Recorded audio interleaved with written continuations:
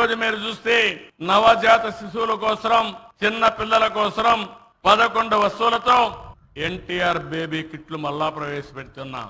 ఒకప్పుడు దీన్ని పెట్టాం, మళ్ళీ రద్దు చేశారు. దాన్ని మళ్ళీ ఈ రోజు ప్రవేశపెట్టి మీకు న్యాయం చేసే బాధ్యత తీసుకుంటున్నామని చెప్పి కూడా నేను మీకు తెలియజేస్తున్నా.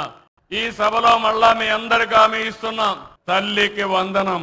స్కూళ్లు తెరిసే లోపల ఎంతమంది పిల్లలుంటే అంతమంది పిల్లలకు 15,000 ఇచ్చే బాధ్యత మేము తీసుకుంటాం.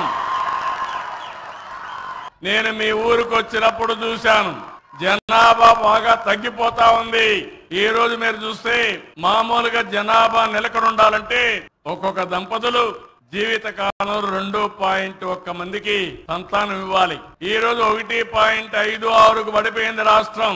మీ జిల్లా కూడా 1.5కు వచ్చింది. మీ గ్రామం చూస్తే ఇంకా అడ్వాన్స్డ్ గా ఉన్నారు, 1.4కు వచ్చేసారు. ఇప్పుడు మీరందరూ గాని పిల్లలకు సంతానం ఇవ్వకపోతే ఈ ఊర్లో అందరూ ముసలోళ్లే ఉంటారు. ఒకసారి వాళ్ళు కూడా చనిపోతే అసలు మనుషులే ఉండరు. మళ్ళా చెయ్యేరు ఎక్కడ ఉందంటే రికార్డులో ఎత్తుక్కోవాల్సి వస్తుంది. అందుకే నేను మిమ్మల్ని అందరినీ కోరుతున్నా, మళ్ళీ మనం పాపులేషన్ మేనేజ్మెంట్ చేయాలి.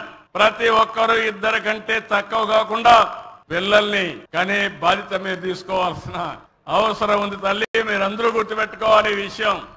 కొన్ని దేశాలు ఉన్నాయి, ఏజింగ్ ప్రాబ్లం అంటే వృద్ధుల సంఖ్య పెరిగింది, పిల్లల సంఖ్య తగ్గిపోయింది, పనిచేసే వాళ్ళ సంఖ్య తగ్గింది, పెన్షన్లు ఇవ్వాల్సిన వారి సంఖ్య పెరిగిపోయింది. దానివల్ల ఆ దేశాలు ఆర్థిక అభివృద్ధిలో ముందుకు పోలేకపోతున్నారు.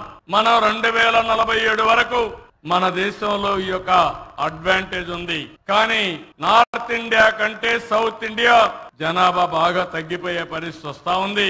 దీన్ని మనం దృష్టిలో పెట్టుకొని పనిచేయాల్సిన అవసరం ఉంది.